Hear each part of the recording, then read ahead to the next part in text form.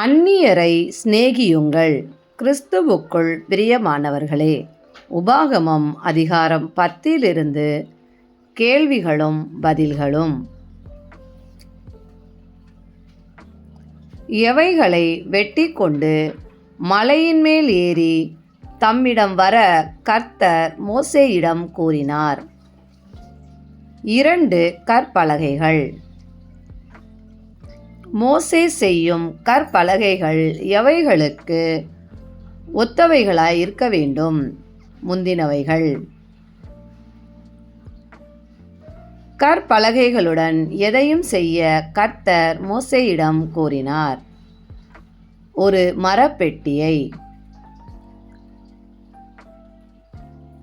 கற்பலகைகளில் கர்த்தர் எவைகளை எழுதுவதாக கூறினார்? முந்தின கற்பலகைகளில் இருந்த வார்த்தைகளை. மோசே பெட்டியை எதினால் செய்தார்? சீத்திம் மரத்தினால். எழுதப்பட்ட கற்பலகைகளை மோசே எங்கே வைத்தார்? பெட்டியிலே. இஸ்ரவேலர் பெரோத்திலிருந்து பிரயாணம் பண்ணி எங்கே போனார்கள்? மொசேராவுக்கு போனார்கள். ஆரோன் எங்கே மரித்து அடக்கம் பண்ணப்பட்டான்? மொசேராவில். ஆரோனின் ஸ்தானத்தில் ஆசாரியனானவன் யார்? எலெயாசார். எலெயாசார் யாருடைய குமாரன்? ஆரோனின் குமாரன். இஸ்ரவேலர் மொசேராவில் இருந்து பிரயாணம் பண்ணி எங்கே போனார்கள்? குக்கோதா. ஆறுகளுள்ள நாடு எது? யோத்பாத். உடன்படிக்கை பெட்டியை சுமப்பதற்கு கர்த்தர் யாரை பிரித்தெடுத்தார்? லேவியின் கோத்திரம்.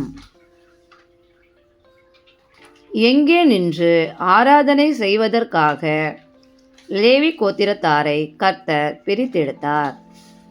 கர்த்தருடைய சந்நிதியில்.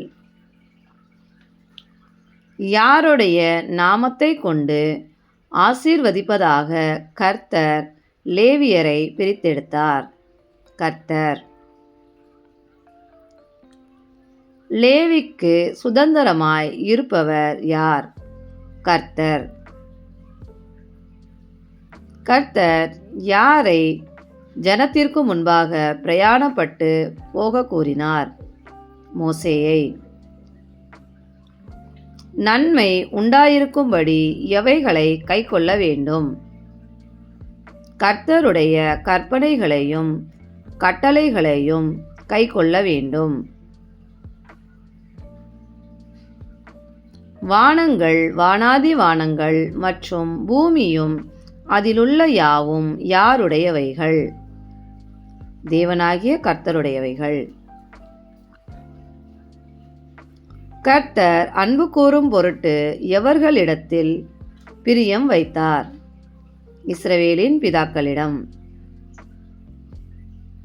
இனி எதை கடினப்படுத்தாதிருங்கள் என்று மோசே இஸ்ரவேலரிடம் கூறினார்? பிடரியை.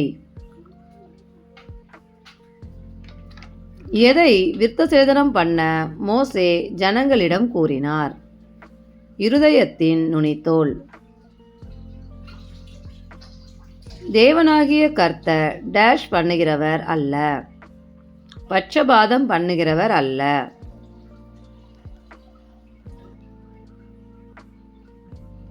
தேவனாகிய கர்த்தர் எதை வாங்குகிறவரும் அல்ல, பரிதானம்.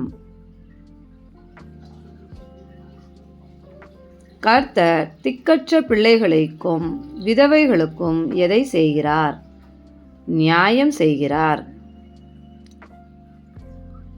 கர்த்தர் அந்நியன் மேல் வைக்கிறது என்ன? அன்பு.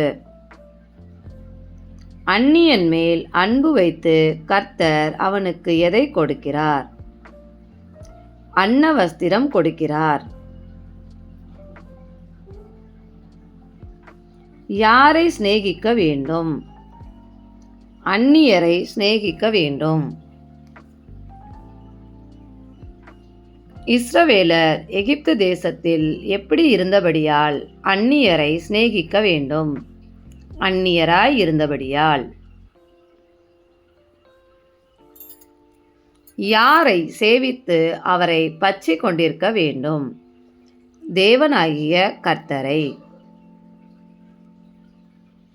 இஸ்ரவேலின் கண்கண்ட பெரிய பயங்கரமான காரியங்களை யார் செய்தார்? கர்த்தர். இஸ்ரவேலின் பிதாக்கள் எத்தனை பேராய் எகிப்துக்கு போனார்கள்? 70 பேராய். தேவனாகிய கர்த்தர் இஸ்ரவேலை எவைகளைப் போலாக்கினார்? வானத்தின் நட்சத்திரங்கள் போல். தேவனுக்கே மகிமை உண்டாவதாக. ஆமென். இக்கேள்விகள் வேதாகம புதையல் புத்தகத்தில் எழுதப்பட்டவை. நன்றி.